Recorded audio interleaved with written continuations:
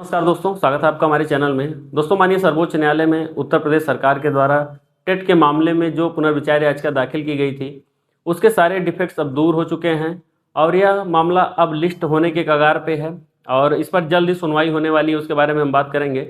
लेकिन सबसे बड़ा जो अपडेट है वो उत्तर प्रदेश के जो शिक्षक संगठन है उनके द्वारा निकल कर सामने आया है। उत्तर प्रदेश के शिक्षक संगठन के द्वारा यहाँ पर, जिसमें से दो तीन लोग काफ़ी प्रमुख रूप से मैं लगातार उनको देख रहा हूँ कि इस केस को लेकर वो लगे हुए हैं और जगह जगह पर पैरवी कर रहे थे।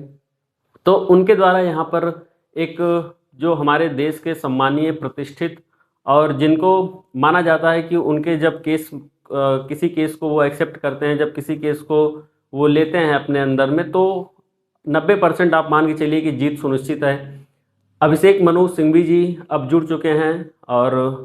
वो उत्तर प्रदेश जो पुनर्विचार याचिका है उसके रिगार्डिंग में आप देखेंगे, उससे जो मामले संबंधित हैं, टैग्ड हैं, उनमें जो 25 से 30 मामले हैं, उसमें जो उत्तर प्रदेश के जो शिक्षक संगठन हैं उनके द्वारा भी मामला जो रिव्यू किया गया है उसको लेकर वो पैरवी करते आपको दिखाई देंगे। तो कहीं ना कहीं उनके जुड़ने से यह केस काफ़ी ज़्यादा मजबूत स्थिति में आता है और जितना ही सराहना करनी चाहिए उत्तर प्रदेश की जो शिक्षक संगठन की टीम है, जिन्होंने यह जो है कदम उठाया और इतने अच्छे जो प्रतिष्ठित वकील हैं उनको यहाँ पर जो है सम्मिलित किया। और आप लोग भी, मैं आप लोगों से यही गुजारिश करूँगा कि आप लोग भी बिल्कुल उस टीम का हिस्सा बनिए और कहीं ना कहीं आपके द्वारा अगर उस टीम को अगर किसी भी प्रकार से सहायता प्रदान की जाती है तो काफ़ी मजबूती से आपका केस लड़ेंगे। और इसी के साथ ही जो त्रिपुरा वाला मामला है, तो त्रिपुरा वाला मामला अब 23 तारीख को लिस्ट कर दिया गया है, लेकिन संभवतः 23 तारीख को भी यहाँ पर उसमें सुनवाई हो पाएगी कि नहीं, इसको लेकर अभी बहुत असमंजस की स्थिति है। हमने आपको बताया था कि असमंजस की स्थिति एक ही तरीके से है कि जो रिव्यू पिटिशन है उसका सीधा सीधा संबंध जो है यहाँ पर त्रिपुरा वाले मामले से है और जो रिव्यू का जो फैसला होगा या जो त्रिपुरा का फैसला होगा, दोनों एक दूसरे से इंटरलिंक है। इसलिए इस मामले को कहीं ना कहीं अब आगे बढ़ाया जा रहा है और इसको हो सकता है कि रिव्यू के साथ या फिर रिव्यू के बाद ही सुना जाए। तो संभवतः मुझे जहाँ तक लगता है कि 23 तारीख को जो कंप्यूटर से जनरेटेड डेट शो हो रहे त्रिपुरा मामले में, हो सकता है कि वो डेट फिर से एक्सटेंड कर जाए और ये केस अभी भी जो है लिस्ट ना हो। जो चैम्बर में सुनवाई जो होनी है मान्य दत्ता जी की बेंच में, तो हो सकता है कि इसमें अभी भी सुनवाई ना हो। अब अपने मूल बात पर आते हैं कि रिव्यू में कब तक सुनवाई हो सकती है। देखिए, रिव्यू की जो सुनवाई है वो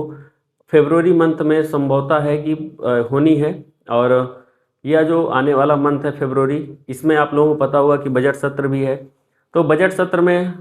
बिल्कुल, जहाँ तक मैं आशा करता हूँ कि जो क्वेश्चन आंसर सेशन होगा उसमें माननीय संसद के द्वारा टेट के मामले पर जरूर क्वेश्चन पूछा जाएगा। और जैसे कि आपको पता होगा कि पिछली बार विपक्ष ने काफ़ी जोरदार हंगामा किया था, तो इस बार भी अगर टेट को लेकर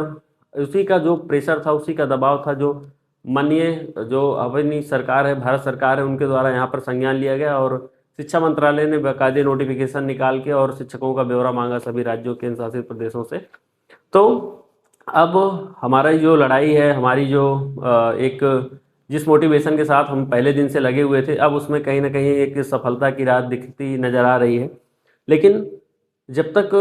एकदम फाइनल नहीं हो जाता, जब तक किसी भी प्रकार से एकदम कोई इसको टेट की अनिवार्यता को लेकर कोई नोटिस नहीं आ जाता या कोई ऑफिशियल गवर्नमेंट लेटर वगैरह नहीं आ जाता कि इसको समाप्त किया जाता है या फिर इसमें संशोधन की बात की जाती है, तब तक हम लोगों को इसी अटल जो है निश्चय के साथ, दृढ़ निश्चय के साथ आगे बढ़ना होगा और फिर इसमें जो है जीत सुनिश्चित करनी होगी। तो जो उत्तर प्रदेश का मामला है ये फरवरी मंथ में बिल्कुल आप सुनिश्चित रहिए, निश्चित रहिए कि इस पर सुनवाई होनी है। उसके बाद क्या जजमेंट निकल कर आता है उस हिसाब से, क्योंकि आप अगर देखेंगे तो जो सुप्रीम कोर्ट है, माननीय सर्वोच्च न्यायालय है, वो उसको भी इस तरीके का आशय नहीं रहा होगा कि इतना इस केस को लेकर जो व्यक्ति हैं 30 से 40 लाख 50 लाख व्यक्ति इससे प्रभावित होंगे। साथ ही साथ अगर हम जो हमारे प्राइवेट संस्थान हैं उनके भी टीचरों को अगर काउंट कर लेंगे तो संख्या काफ़ी ज़्यादा बढ़ जाएगी। तो कहीं ना कहीं इसके जो नतीजे थे, जो परिणाम थे, वो सुप्रीम कोर्ट भी उससे आगाह नहीं रहे होंगे और जो हमारे जनप्रतिनिधियों के द्वारा जो वरिष्ठ पत्रकारों के द्वारा, जो उच्च अधिवक्ताओं के द्वारा, साथ ही साथ जो हमारे सोशल एक्टिविस्ट हैं और जो हमारे शिक्षक संगठन हैं और जो इंडिविजुअल शिक्षक हैं, इनके द्वारा जो प्रयास किया गया उसी का ये सफल परिणाम है कि इस दिशा में जो सरकार है वो सोच रही है और बिल्कुल इसमें समाधान निकलेगा। हम डे वन से कहते आ रहे हैं कि इसमें जो है कुछ ना कुछ समाधान जरूर निकलेगा जो शिक्षकों के हित में होगा। और हम आज इस पड़ाव में हैं कि अब कभी भी किसी भी वक्त इस टेट को लेकर कोई हमको पॉजिटिव न्यूज़ एकदम सुनने को मिल सकती है। लेकिन इसी बीच हम उन लोगों को भी याद करेंगे जो लोग इस फैसले के आने के दरमियान 1-2 महीने में, 3 महीने में जिन्होंने अपनी जान गंवाई, तो ऐसा उनके लिए क्या बीतेगा उनके परिवार के ऊपर जब सभी लोग जो 2010 या 2011 जब से भी लागू होगा, टेट से लागू होने के पूर्व के टीचर जिनको सुरक्षित किया जाएगा, जिनको टेट के दायरे से बाहर रखा जाएगा, तो कहीं ना कहीं एक गहरी संवेदना उन लोगों के लिए भी रहेगी जिनके परिवार वालों ने अपनों को खोया है। और बस इसलिए खोया है कि इससे एक सीख भी मिलती है हम लोगों को कि किसी भी चीज़ को लेकर जब मुसीबत आती है, किसी भी मुसीबत को तुरंत हमको जस्टिफाई नहीं करना चाहिए, उस पर तुरंत परिणाम के बारे में नहीं सोचना चाहिए। हम तो ये कहेंगे आप लोगों से कि मुसीबत के समय हम जितना होल्ड हो सकें, जितना हम रिजर्व रह सकें, उतना ही रिजर्व होना चाहिए, क्योंकि उस समय हम जो भी निर्णय लेते हैं वो निर्णय जल्दबाजी का ही होता है। और सबसे अच्छा है कि आप इतिहास पढ़िए और आप इतिहास से सीखेंगे कि जो जो निर्णय जल्दबाजी में लिए गए हैं, कहीं ना कहीं उनके भी जो परिणाम है वो बहुत अच्छे नहीं आए हैं। तो इसलिए आप लोगों से निवेदन है कि अब किसी भी तरीके की निगेटिविटी से बचिए। और मेरा तो यही रहा है, मैं डे फर्स्ट से जब से वीडियो बनाया हूँ इस पर, तब से मेरा कोई निगेटिव वीडियो नहीं आया है जो शिक्षकों को भटकाए या शिक्षकों के मनोबल को कम करे, बल्कि मेरा हमेशा से पॉजिटिव वीडियो रहा है। और हमने हमेशा से आप लोगों को ऊर्जा प्रोवाइड करवाई है कि आप लोग बिल्कुल निश्चिंत रहिए, सुरक्षित महसूस करिए और आप लोग बिल्कुल एक दिन अंत में जीत आप लोगों की सुनिश्चित है। क्योंकि जो जजमेंट है ये इतना अव्यवहारिक है, इतना मतलब अप्राकृतिक है कि लगता नहीं कि इस तरीके का कोई जजमेंट आया होगा जो इतना मतलब शिक्षकों के जो डिग्निटी को यहाँ पे चोट पहुँचाता हो। इस तरीके का कोई भी जजमेंट किसी भी डिपार्टमेंट के लिए नहीं आया होगा जो जो उस डिपार्टमेंट के जो कोर है, डिग्निटी है, सभी चीज़ों को हिला के रख दे। तो कहीं ना कहीं इसको फैसले को पलटना तो अनिवार्य ही था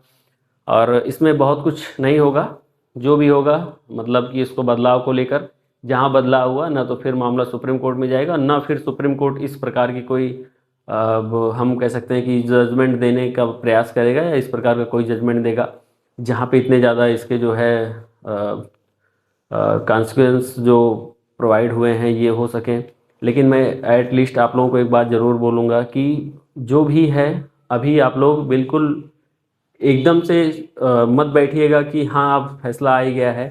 आप लोग इतना प्रयास किए हैं तो देखिए संसद में ये बात उठी और उसके बाद गवर्नमेंट ऑफ इंडिया ने शिक्षा मंत्रालय के द्वारा नोटिस निकाला गया और जो अपना ब्यौरा मांगे हैं, उन्होंने किस लिए ब्यौरा मांगा उसको सब सामने है ही। लेकिन कहीं ना कहीं जो अभी जब तक इस पर फैसला नहीं आ जाता है तब तक आप लोग बिल्कुल अपनी टीमों के साथ संगठित रहिए। और मैं फिर से आभार करूंगा उत्तर प्रदेश के उस